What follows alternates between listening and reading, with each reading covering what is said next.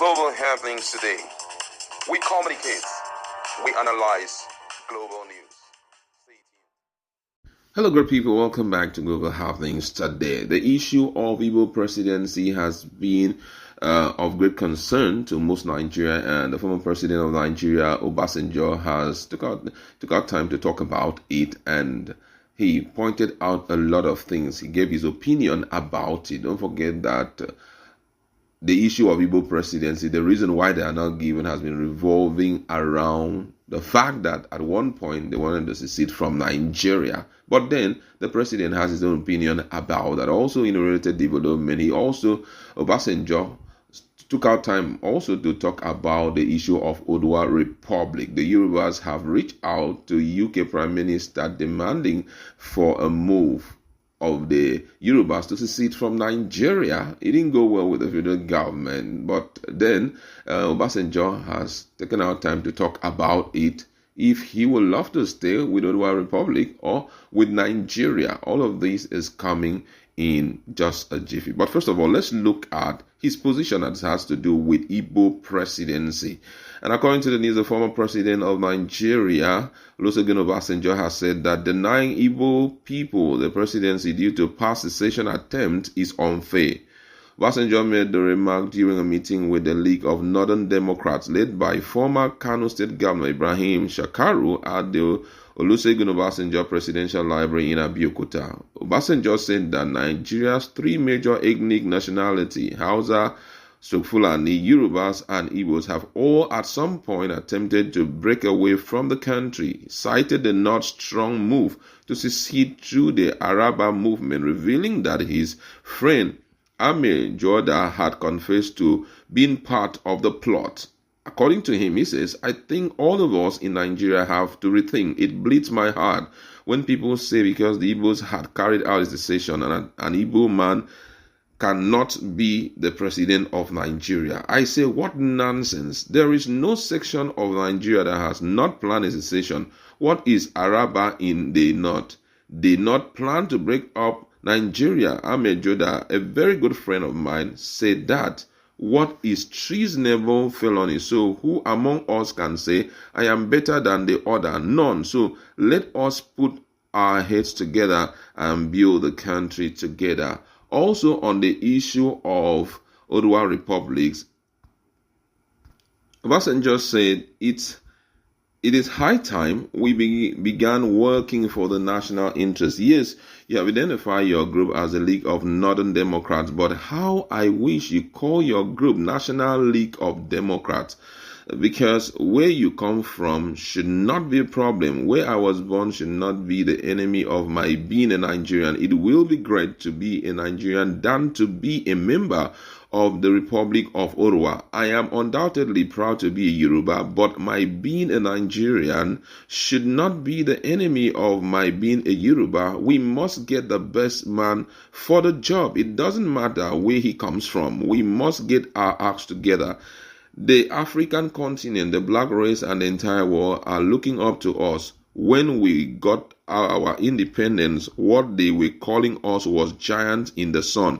But is that the situation today? We have disappointed ourselves. We have disappointed the black race, Africa, and the world at large. So our concern is right. We have rubbished the value of integrity, no truth, no love, but it is not too late to retrace our step. We must put the past behind us and work for the greatness of Nigeria.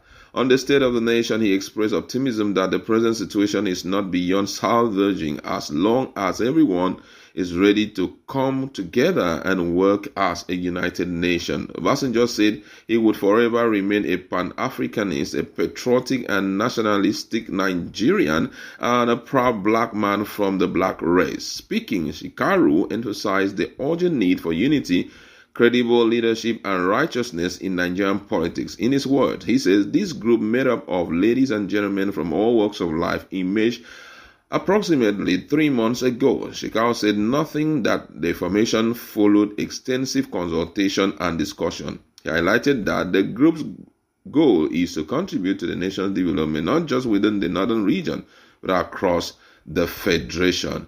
That was just his standpoint. And I must say that what the former president has said, for me, is a pointer to the fact that he's truly and a nationalist to the core. My colleague is in the house, and we just want to talk about this. But let me just pick one or two things people have said. Someone say he is free to relocate to Anambra and sit at home every Monday and every other day.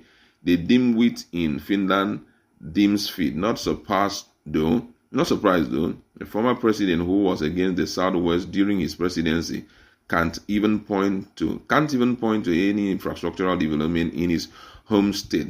Can imagine. Some people are even against it, and it's really shocking. All right, let's talk about this. What's your position in respect to what the former president of Nigeria had said about the fact that Igbos have been stopped from being the president of the country because of their move towards seceding from the country?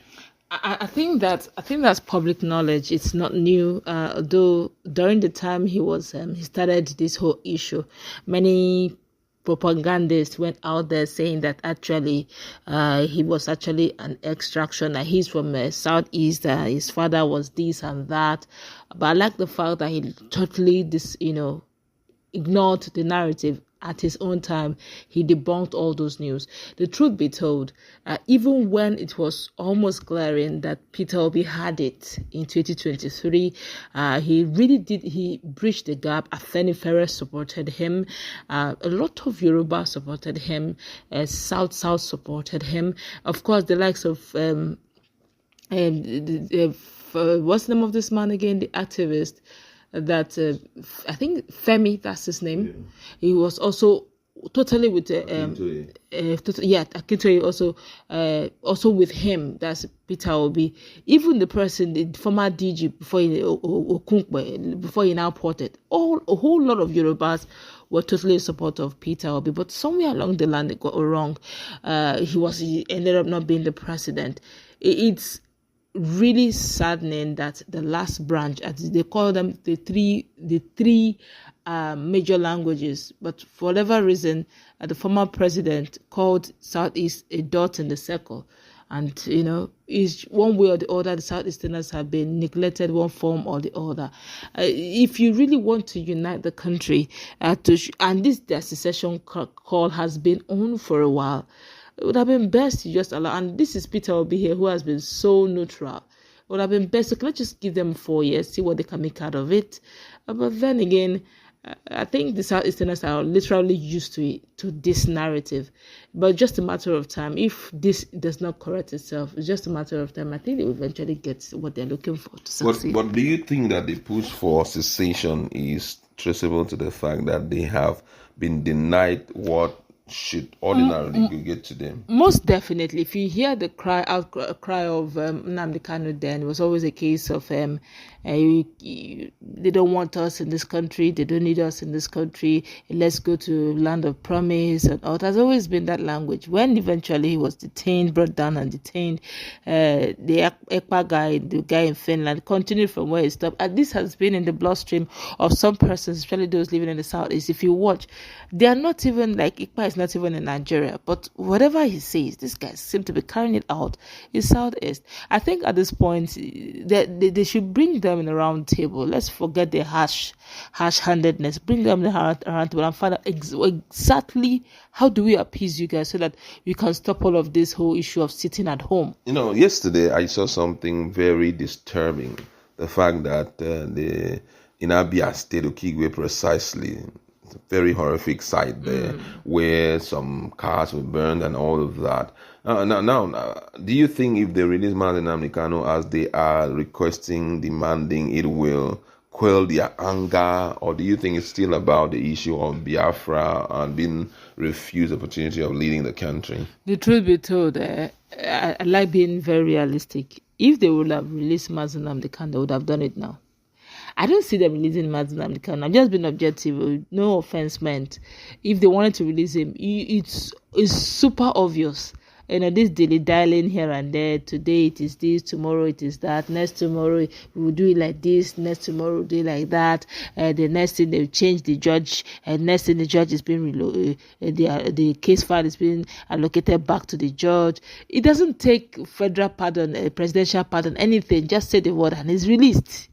And all this back and forth, just know that Nnamdi Kanu, I'm not a prophetess of doom, but he may likely be there till even 2027. They will just keep dilly-dallying it. If they wanted him out, when this guy came in, the president came in, it didn't take long. Sunday Igboho was released. It didn't take long. Igboho was released. He was set free. The same thing can be. That's executive power of the president. He can do it if he wants to, but he's not doing it. So let's get real here. I don't see this happen anytime soon. All right. Thank you so much. And for the very last question, the issue of Oduwa Republic and the fact that President said at one point everybody wanted to secede. What's your standpoint on that?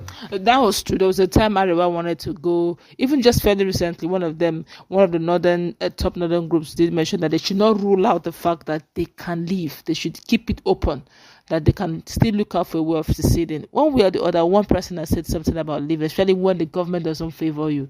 So at some point, everybody have talked about that issue. At least most major ethnic group have mentioned about leaving. That shouldn't be strong enough punishment for the Southeasterners not to have their way and their say in this matter. All right, that's what we'd like to leave in. Let's meet in the conversation and talk more.